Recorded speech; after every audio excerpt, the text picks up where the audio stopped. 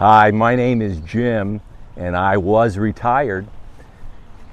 I've been a little bit lazy and recording my presentations on Keynote on the laptop recently, so I thought I'd get my little camera out and do one live with it. In this video, I'm going to talk about 3 reasons to buy I-bonds now.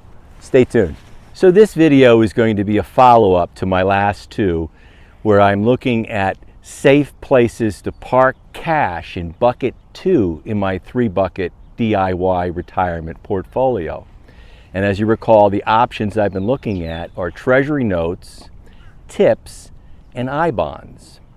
And I've decided that I'm buying the treasury notes and tips in my IRA, but for I-bonds, I'm going to use taxable checking or savings account to purchase I-bonds, because I-bonds by themselves will tax defer until you redeem. Earlier this week, we used Marie's account on Treasury Direct to purchase one $10,000 I-bond for her and one $10,000 I-bond as a gift for me.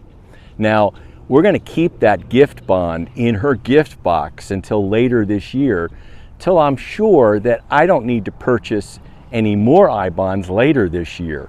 So if rates went crazy and by October we decided we had to lock in whatever October's rate is, for fear that rates will be plunging into 2025, then I want that option of purchasing a bond for myself and another gift for Marie late in the year. I should tell you, be prepared for some log jams on Treasury Direct's website. There's going to be a lot of activity. Don't wait until Monday at 4 to purchase your I-bonds. If you don't get it done by the end of day Monday and you try to buy on Tuesday, then you're going to find that the bond will execute in May and you will get May's rate instead of April's rate. But we were able to log on. We already had bank accounts linked up to her account in Treasury Direct, so it was already a certified transaction account to draw the money from it, and we were successful in purchasing the 2 bonds, one in her name with a payable on death registration for me, and one in the gift box for me. And that registration in my name in her account is already identified as a gift purchase. Today, this morning, I double checked and they were there. $10,000 for her, $10,000 for me. Again, it starts earning interest even while it's in the gift box. If you need more information, by the way, on gifting I-bonds, take a look at that one up there.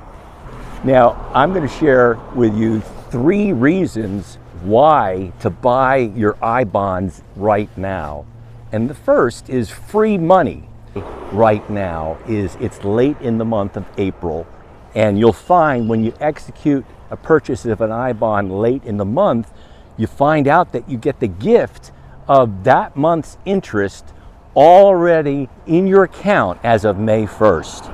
You know, imagine walking into a bank with a $10,000 check and opening up one of those old-fashioned passbook savings accounts, and they roll it into the typewriter and credit you with April's interest on the bank account as soon as you open it.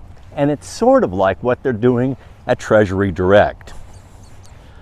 Now, we're opening 2 I-bonds, one for her and one for me, and so that's $88 in free cash that we get right off the bat starting on May 1st.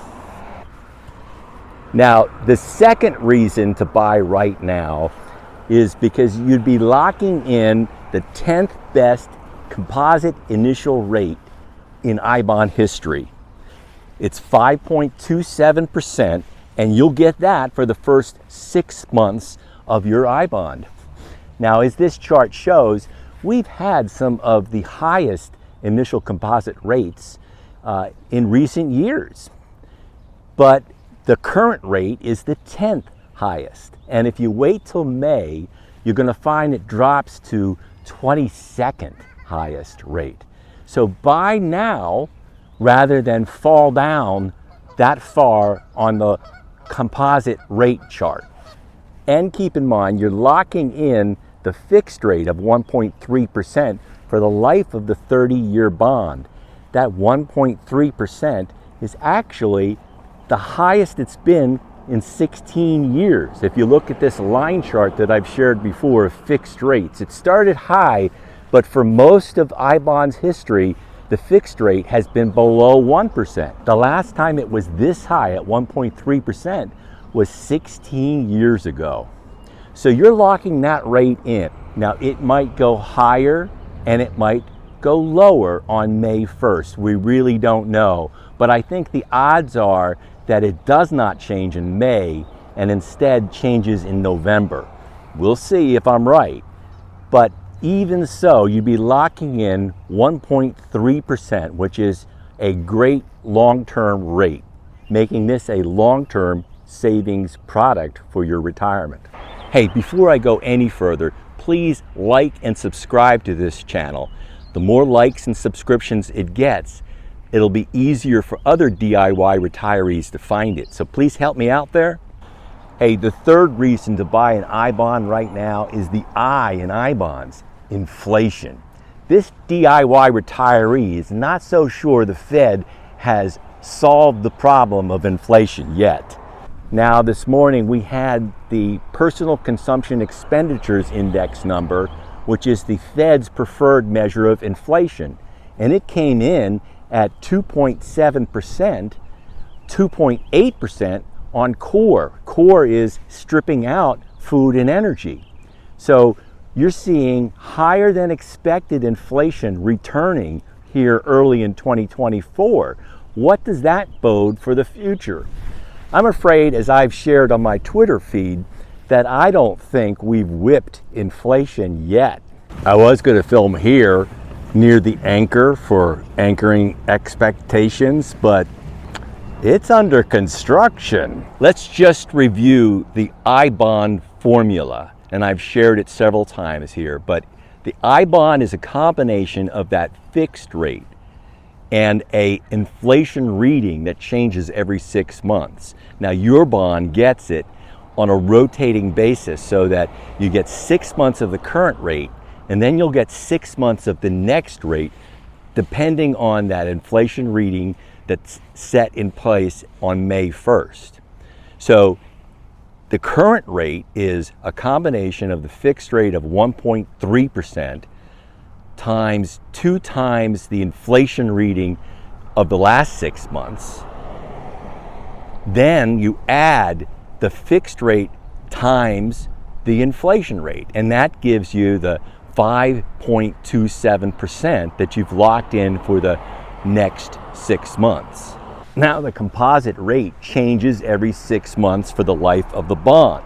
So come October, the bond you buy in April will start getting the new inflation factor factored in. Currently, my estimation, if the fixed rate stays at 1.3%, is that that new composite rate is going to be 4.28%. And when you combine the 5.27 that you're going to get for the first 6 months with the 4.28%, you're getting close to a 4.75% return for the first year. And keep in mind that 1.3% fixed rate stays for the life of the bond. If inflation does flare up, that's going to get inflation factors into 2025. If inflation disappears, you can still cash out in July of 2025 and have earned about a 4.5% return. But I'm keeping this long term. Remember, if you keep an I-bond for longer than 5 years, there's no more 3-month penalty. So this is a long-term savings product for my bucket too. And I get to decide how much to redeem. You can do a partial redemption of an I-bond, and you decide what income you want to declare. Remember, you're going to declare the interest income when you redeem an I-bond. You'll get your principal back tax-free, but you'll pay a tax on the interest the I-bond has earned. Rates are likely to stay high for the year, so why lock in now? Well, I have no idea what will happen this fall, and so locking in some inflation-protected savings now seems like a prudent step to take. By the way, the market agrees. Right now, the CME Fed Watch has rates on hold until September, with a 1/4 point drop in September and then nothing else for the last 3 months of the year. So we're likely to see Fed action stalled out here if inflation stays here. And by the way, yesterday's GDP number came in slower than expected. And you know what that is called? Stagflation. That doesn't bode well for our DIY retiree. So I will conclude with my standard warning. I am not a financial planner or a tax accountant. I have no initials after my name. So take these as entertaining ideas from one educated consumer to another. Always do your own due diligence and seek out a professional if you need one. Bye. By the way, they're out here setting up for another regatta this weekend here on the Cooper River. It's a beautiful course, and you can see they're laying the buoys to make sure the lanes are all marked.